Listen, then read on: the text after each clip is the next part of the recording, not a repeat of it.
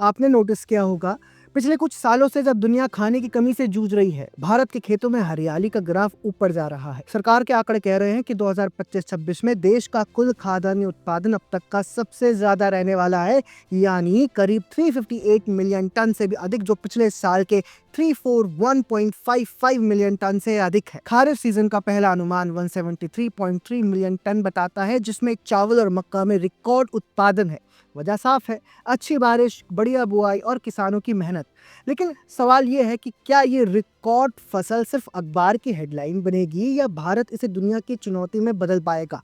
क्योंकि ये कहानी सिर्फ पंजाब के खेतों या मध्य प्रदेश की मंडियों तक सीमित नहीं है। ये कहानी है हजारों किलोमीटर दूर रशिया और यूक्रेन की जंग से टूटे हुए वैश्विक अनाज रास्तों की। रूस और यूक्रेन मिलकर दुनिया के गेहूं, जौ और सूरजमुखी तेल के बड़े सप्लायर हैं, और जब तक दोनों के बीच गोलीबारी चल रही है तो एशिया, अफ्रीका और अरब देशों की रसोई में रोटियां महंगी हो रही हैं।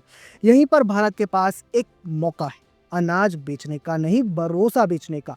क्योंकि दुनिया को सिर्फ सस्ता गेहूं नहीं चाहिए, भरोसेमंद सप्लायर भी चाहिए। भारत के पास मात्रा तो है, लेकिन गुणवत्ता और पारदर्शिता की कमी अक्सर विदेशों में डील बिगाड़ देती है। और यही वो जगह है जहां 2026 के बजट सत्र में आने वाले दो बिल गेम बदल सकते हैं। ड्राफ्ट सीड्स बिल 2025 और पेस्टिसाइड मैनेजमेंट बिल 2020। अब बात करें सीड्स बिल की। ये बिल कहता है कि कोई भी बीज, कोई भी डीलर या प्रोसेसर बिना रजिस्ट्रेशन के मार्केट में नहीं चल सकता।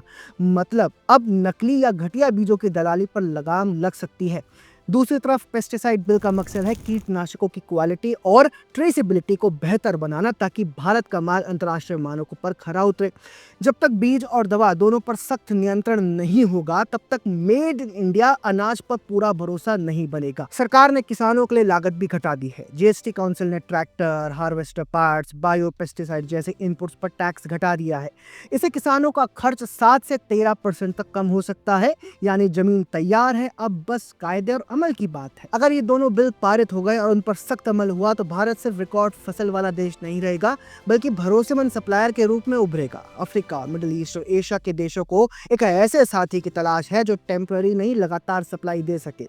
यूक्रेन युद्ध कब खत्म होगा ये कोई नहीं जानता, लेकिन एक बात तो तय है कि दुनिया अब पुराने सप्लाई चेन पर लौटने वाली नहीं है। भारत के पास अनाज है, बाजार है और अब कानूनी बैकबोन भी आने वाली है।